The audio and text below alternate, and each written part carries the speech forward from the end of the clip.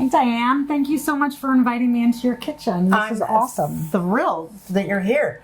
I'm wondering why you selected this recipe, first of all, to share with our viewers. Yeah, so this is a really special recipe. My grandmother only made it once a year because for Purim. Oh. And the smell of the dough, because it's honey-based, is very unique.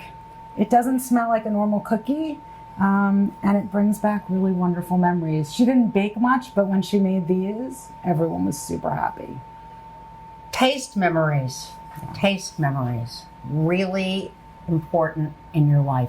And that's kind of what we're looking at this idea that we're working on to share your people's taste memories. I see you have your recipe, and this is from your grandmother. Yeah, so what's super exciting is that before my grandmother passed, and she raised me, I was very close with my grandmother. So wonderful. She wrote down certain recipes that I asked her to write down. So actually on one side I have her gefilte fish recipe. Ooh. On the other side I have her Hamantaschen recipe. And, you know, it's written in a way that my grandmother thinks, so I'm not quite sure everyone would understand how to make them. But you do. But I do, and I was able to translate it. So yeah, here you go. Great. Well, let's get started. Let's do it. Let's do it. Super easy recipe, not a lot of ingredients. The first thing that you want to do is vegetable shortening. Now, I tried making this with margarine the other day. My grandmother, my bubby, only used Crisco, truthfully. Yeah, well, that makes sense. And the Crisco's more tasty. Okay, is this Crisco butter? It's Crisco. It's Crisco butter flavor. It's 1/3 cup. Perfect. And it goes. Then you're going to cream it with 1/2 cup of sugar.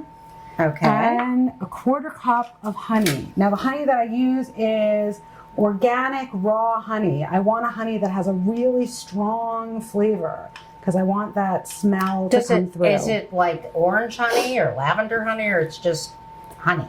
It's just honey. Okay. But again, having it be like organic and unfiltered. Thank you so much. I will be.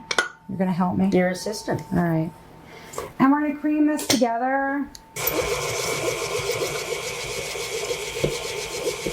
So it's emulsified into one thing. And then I'm lemon going to put juice. I'm going to put in a tablespoon of lemon juice. Which is an interesting component. Yeah, it gives it a little zing. Yeah. Yeah. And then I'm going to just open it up and pour in 2 eggs. You know, my grandmother grew up on a farm. She was only ever a vegetarian. And, you know, they would get their ingredients from either their farm or a neighbor's farm in New Jersey. So I don't really think that they went to the store to buy much of these ingredients. Yeah. They had them all at hand. Right. Okay, so let's look at what that looks like. So this is now together. It's the eggs and the lemon and the shortening and the sugar and the honey. Would you not want to make it a little bit more blended in, or this is fine? This is an important question if you're making it. I think this is fine because you're gonna put in the flour a little bit at a time, so it'll keep mixing. Oh, that's good. That's good to know that you don't have to get it all emulsified basically where it comes together. It can be little pieces. Yeah.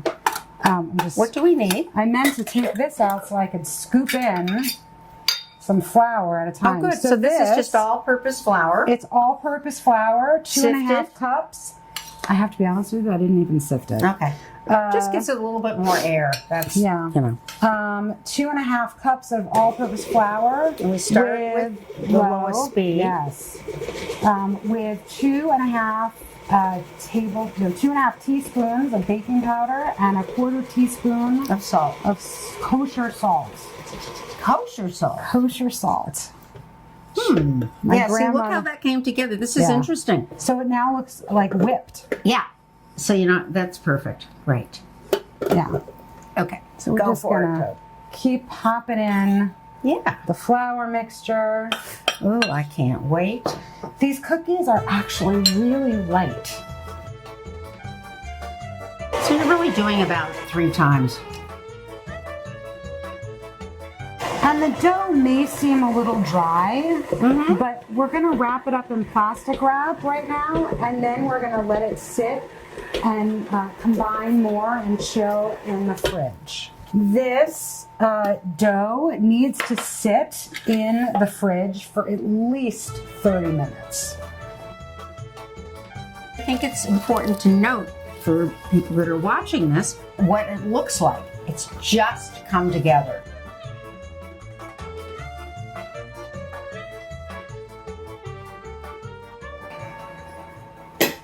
You want to make sure that it's well floured.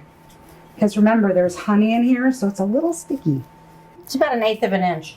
Yeah, I like to make it a little bit more than 1/8 of an inch. I think in the recipe I said 3/16. Oh, okay. Well, but yeah, more or less it's 1/8 of an inch. If it's too thin, because of the texture of the dough, it's going to break. We have a cookie cutter. We're gonna cut it with a 3-inch cookie cutter.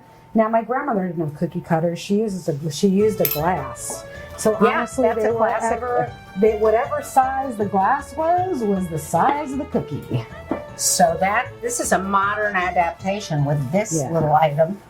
Should we show the filling? This is prune, or also known as lekvar, raspberry, and this is apricot. And honestly, you can use jam. These are actually cookie fillings, so they're a little more thicker. Thank you. They're thicker than your average jam.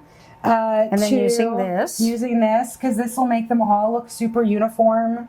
Oh, that's really important. All right, let's check it out. So they can look, This is an apricot filling. Right. And then my favorite's prune, truthfully. So I always like a little It's total prune. tradition. I know. Tradition, it really is. All right. We got to make them look like little hats. So I always take one end and pinch, pinch, pinch.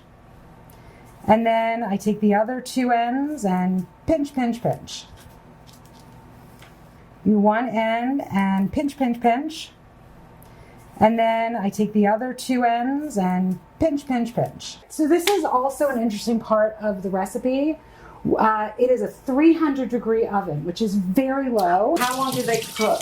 They're going to cook for 15 to 18 minutes, depending on the oven. All right, let's put them in. Okay, Alexa, set the timer for 15 minutes.